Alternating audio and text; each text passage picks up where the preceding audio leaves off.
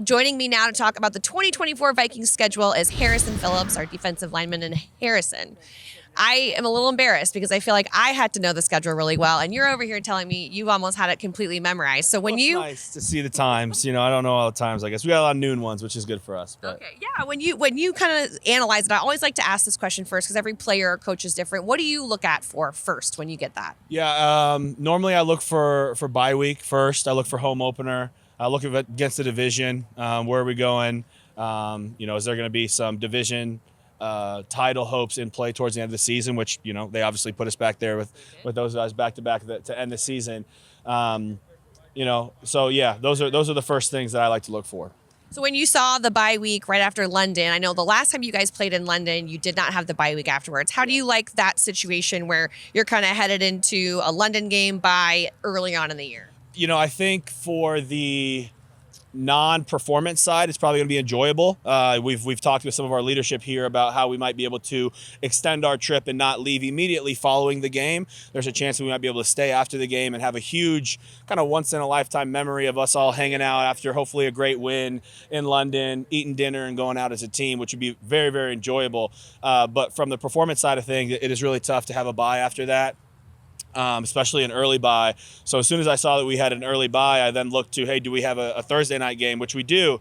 And the way we do things here, those can kind of count as a mini bye because we're very conscious about player health and safety. Well, that falls only 2 weeks later. And so I think the thing I am most upset about the schedule or my one complaint is that we're going to go 10 weeks strong after following week 8 Thursdays, the Thursday game, into then a 3-4 week playoff stretch where we're going to be on for 14 weeks in a row to go win a Super Bowl.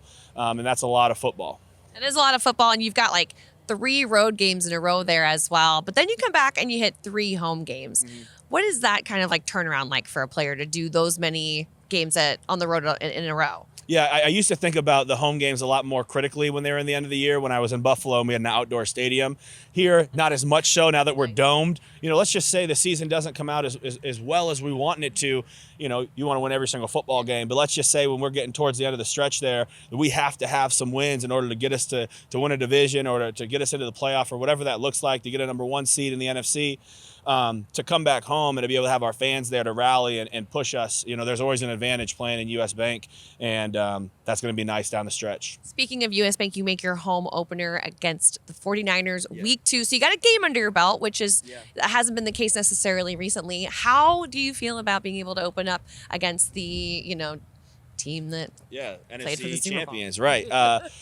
I think it's really good to kind of get a taste of what they're going to be. They're reloaded again. They have almost the same roster, brought in some new additions, had a great draft. I mean, they should be on everyone's favorite list to who can contend for a Super Bowl this year. So to be tested that early, to get them here with a little bit of an advantage while we're feeling fresh and they're feeling fresh, we should get a great matchup and really be able to stack up of either A, hey, look at how great we performed. These are some of our weaknesses, or hey, this is where we fell short, and now we know what we have to accomplish in order to maybe face them again down the road. So that's a fun test to have early on. And one thing defensively to our advantage is no one's going to know what we're running quite yet because they only have 1 week of film. So it's fun when we go out there and teams don't know what type of defense we're going to be. It can kind of free some stuff up and make a quarterback's life hell. Well, we like to hear that. If there anything else about this schedule that really stuck out to you, I mean, Kirk and the Falcons come home there in December during the stretch of home games. I would say I was most shocked. I'm happy that we don't go to Seattle night game, so we can come back, pretty early. I know we have the LA game late on a Thursday night, so that's going to be a grind on the Thursday. I think shocking to me was I was surprised at the few primetime games. I'm not really a believer. Like, I don't get extra hype for primetime. I don't. But a lot of players do. And a lot of guys in the locker room buzz is a little shocked. I don't know if you want to. As players, we use anything we can as motivation. You want to put a chip on the shoulder. You want to feel like you're crawling out of the depths of something. And I think that maybe the schedule could reflect that people aren't anticipating us to do much because they don't want us to be in those primetime games. And so that's where I think players are motivating themselves. It's like, well, they almost overlooked us in some of the schedule and stuff, thinking that we're not going to make for good football. I think we're going to make for great football. And that was one thing I noticed. We didn't have a lot of them. Yeah, Harrison, how can you use that as fuel moving forward? Like I said, personally, it doesn't really matter to me. I don't need a lot of that fake juice. But I do know players just...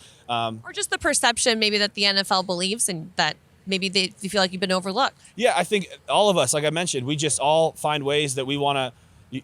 Underdog story is so beautiful. Everyone loves that underdog story, and so even when I was in Buffalo and we were winning back-to-back AFC East championships, or even here after 22, going on a great season, winning a division title, that next year we had to create a rhetoric for ourselves that we were the bottom of the barrel, that we had to go prove something. And so this is just another thing, more fuel to the fire that you can use and be like, yeah, they're kind of counting us out right now.